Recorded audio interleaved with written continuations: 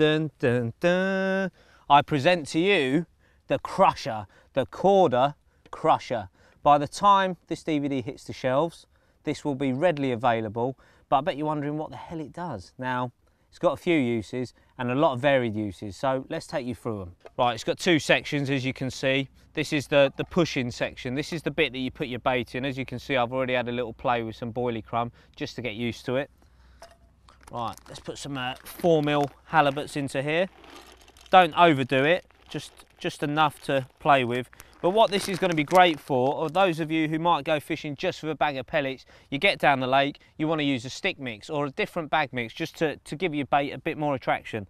In we go, push this down, crush it down. Now listen to this, the Krusha commences. Lovely, lovely grating noise.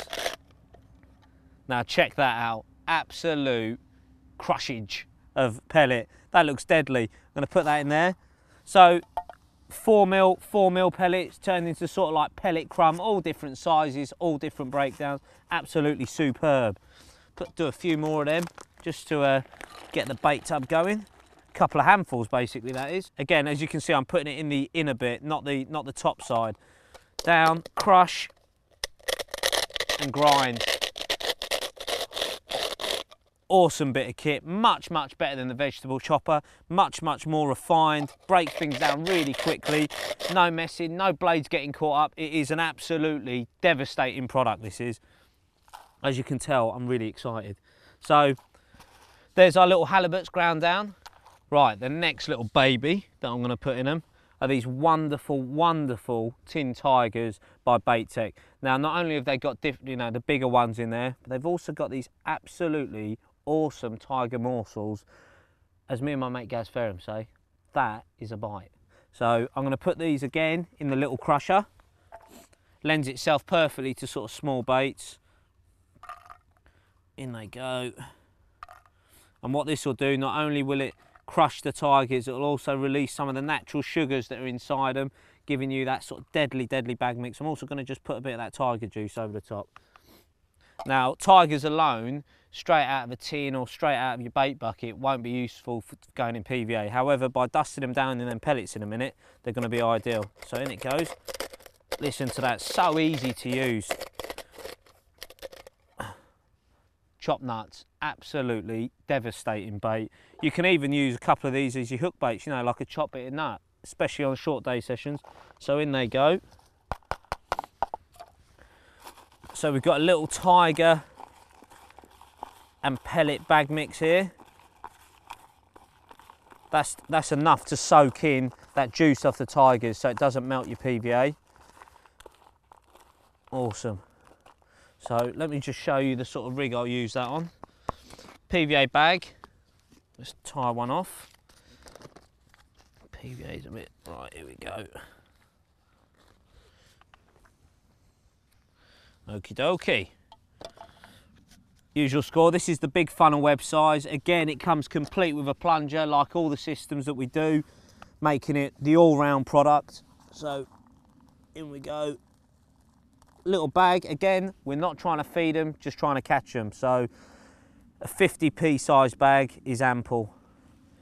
Just got that in there, just twisting it down, keeping it nice and tight. By making the PVA bag tight, what you're doing is when it melts, it'll explode, giving you like a fan of bait rather than a small cluster. A lot more attractive to fish coming over the top of it. Pull that down nice and tight. Again, all the instructions to get your PVA bags tight are on the front of the tube, so any sort of newcomers to the sport can check that out.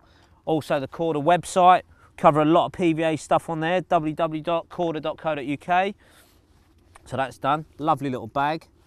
And I've got a KD rig here with an Enterprise fake tiger nut on it. And just gonna hook that on. That is a devastating little method. Perfect. A few chopped tigers, a few ground down halibuts, and without the Krusha, that wouldn't have been possible. The last little one I want to show you is, again, I've put one of those pre-drilled halibuts on there. That's the 12mm pre-drilled halibut. Lovely size, beautiful bait. Again, like I say, very attractive to carp. And you can do a little mixture here I use a few 4mm ones. Nothing wrong with actually putting a few of the bigger halibuts in as well, just to keep the carp guessing. Small little handful. In they go.